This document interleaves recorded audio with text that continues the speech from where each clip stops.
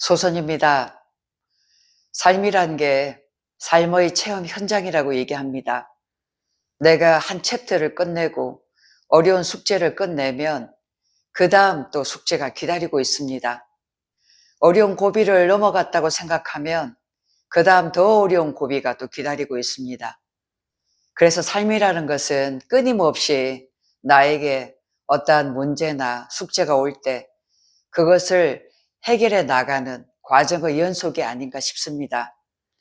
그 여러 가지 체험과 그 과정을 내가 내 몸으로 직접 받아들이고 또 어려운 걸 해결해 나가는 과정 중에서 내 자신이 성숙해지고 또 겸허해지고 나를 또 다시 한번 바라볼 수 있는 마음의 겸손한 자세가 또 비춰지면서 상대를 이해하고 상대를 바라보는 관점이 좁은 마음에서 좀 넓은 마음으로 그 공간이 크게 확장되는 그런 소양을 지니게 되지 않나 그렇게 보여집니다.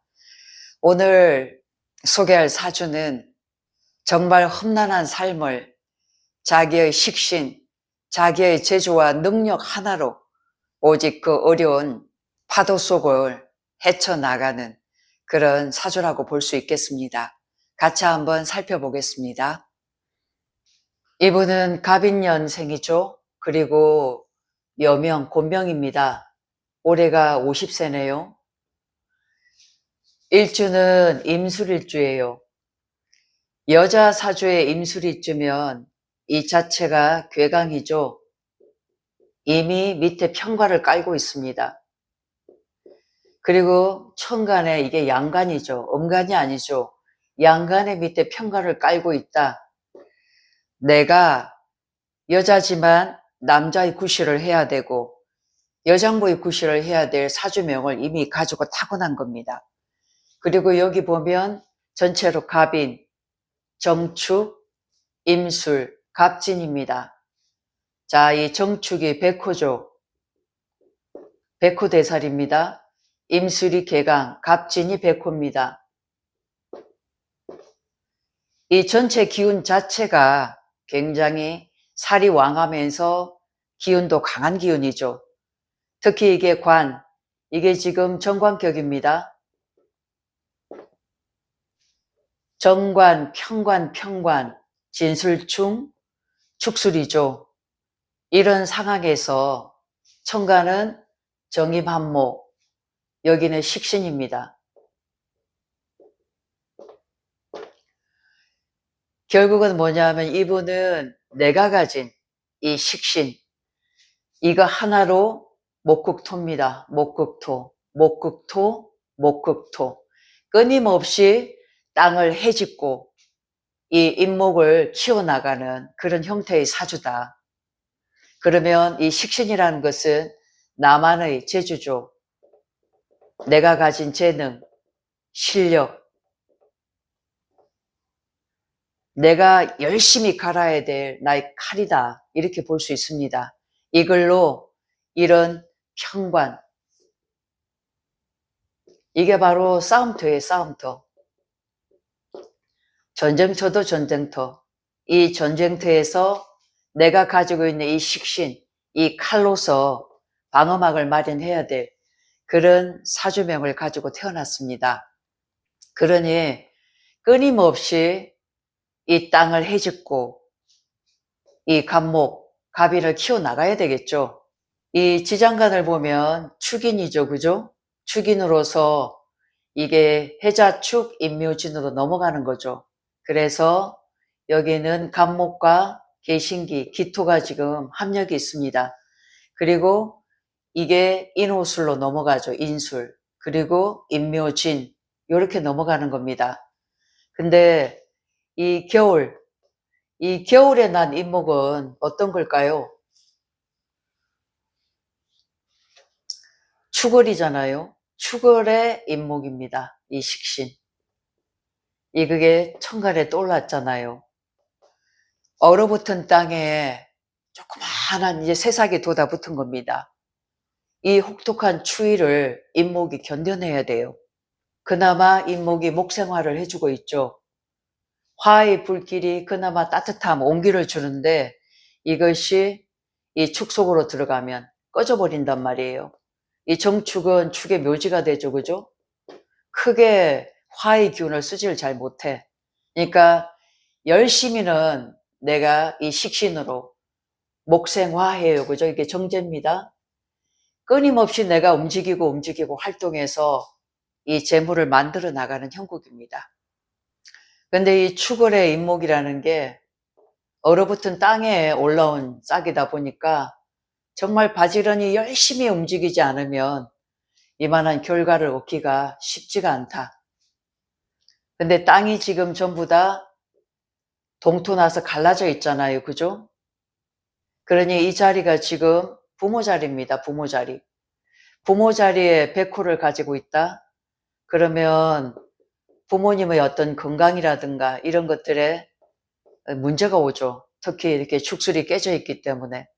실제로 아버님도 몸이 굉장히 안 좋으시고 어머님도 수술을 몇 번 하신 그런 상황이 됩니다. 여기에 지장간에 신금이 들어있어요. 그죠? 여기도 신금이 들어있고 이것이 서로가 축술이 되어 있기 때문에 아무래도 이것이 부모님과 여러 가지 문제가 야기될 수 있겠다. 근데 이제 중요한 거는 나의 이 몸이, 여기 식신은 나의 몸이잖아요. 그죠? 몸이고, 나의 행동이고, 내가 부지런히 성실하게 움직이고, 내 것을 키워나가는 것이 내 부모를 위하고, 또 내 배우자를 위하고, 내 자식을 위하는 길이다. 그래서 이분 같은 경우에는 나의 몸으로 내 부모를 위해서도 물질적으로 뭔가 보탬을 주면서도 또 내 남편과 내 자식을 위해서도 끊임없이 정말 성실하게 일해 나가는 과정을 겪고 있어요. 그래서 이 식신으로 결국은 이 편관이죠. 해서 식신 제사란다.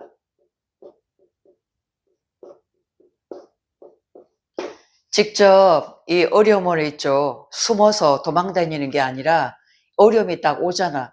그러면 내가 식신을 발동시켜서 직접 부딪혀서 어려움을 해결하는 그런 해결사 역할을 하는 거죠. 그래서 이렇게 어려운 일이 오더라도 두려움이 없습니다. 이분 같은 경우 본인이 그냥 앞장서 가지고 부딪혀 보는 거예요. 싫든 좋든 되든 안 되든 부딪혀서 내 자신의 이 감목을 끊임없이 성장시켜 나가더라.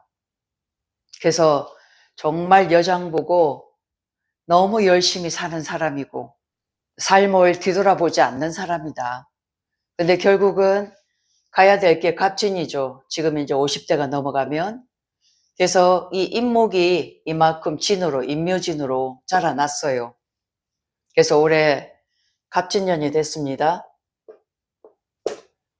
진술충. 이 사주는 진술충미가 오는 운기에 늘 변화 변동이 뜨겠죠. 그죠? 올해 갑진년이 되면 일단 목생화로 넘어가겠습니다. 그죠? 어쨌든 열심히 이 정화에 불을 붙입니다. 열심히 이제 보러 나갔고 안정을 찾아야 되겠죠. 그런데 이제 자리 변동이 옵니다. 옛 것에서, 그동안 하던 것에서 이제 새로운 것에 이제 도전장을 내거는 거죠. 그죠? 축진. 그리고 이제 이게 임수의 진이라는 것은 묘지입니다. 그러니까 직접 내가 몸으로 떼어서 움직이고 활동을 하는 것보다는 어느 정도 정관이잖아요. 정관격. 이 자리에 들어가 가지고 관리자로서 모든 거를 이 편관을 다스려 나갈 수 있는 그런 자리로 들어가면 참 좋겠다. 이렇게 보여집니다. 이 달이 이제 무진 기사달이니까 정관이죠. 정관. 그리고 사축에 합의되니까 그죠? 그리고 목생화가 넘어가고 그래서 이달 음력 4월 달에 자리 변동이 돼서 들어가지 않을까 이렇게 보여집니다. 이분은 오직 나의 실력으로 이 축이라는 것을 마주 대하고 이게 해자축이잖아요. 그죠? 겨울의 삶도 살아보고 겨울의 삶, 일호술, 여름의 삶도 살아보고 임묘진, 이제 봄의 삶도 살아보는 거예요. 이 축은 계절의 모든 경험치가 이 속에 다 들어가 있습니다. 겨울의 계절, 여름의 계절, 봄의 계절. 그러니 이분은 욕심이 굉장히 많으신 분이죠. 왜냐하면 이미 나는 전생에 나의 저 식신, 나의 실력을 일치월장하기 위해서 봄, 여름, 가을, 겨울 한 생을 온전히 한번 살아보겠다. 그런 욕심을 가지고 태어나신 분인 것 같아요. 그래서 전투적이면서도 두려움을 두려움으로 여기지 않고 어려움을 어려움으로 여기지 않고 끝까지 헤쳐나가면서 자신의 실력을 일지월장시키는 그런 사주다. 이렇게 볼 수 있습니다. 아주 멋있는 사주면서도 사실은 고진감래죠. 그 과정 자체가 사실 힘이 듭니다. 그러면서도 본인 스스로도 거기에 굴하지 않고 끝까지 딛고 나가는 그 모습이 너무나 멋지지 않나 그렇게 보여집니다. 그래서 오늘은 식신으로 인생의 정관, 평관, 정평관의 모든 굴곡을 스스로 마주쳐서 뜻있고 보람찬 인생을 살아가는 그런 사주에 대해서 한번 말씀드렸습니다. 참 이분은 사회복지사, 진술이죠. 천라지망입니다. 어차피 활인이죠, 그죠? 이쪽에 사람들을 상대하고 또 내가 하는 일이 또 상대를 위해서 정말 보람되고 뜻있게 할 수 있는 그런 직업을 지금 가지고 계십니다. 그래서 이제 다른 곳과 병행해서 이제 한번 도전해 본다고 합니다. 정말 멋진 사주라고 여겨지면서 박수를 보내드리고 싶네요. 고맙습니다.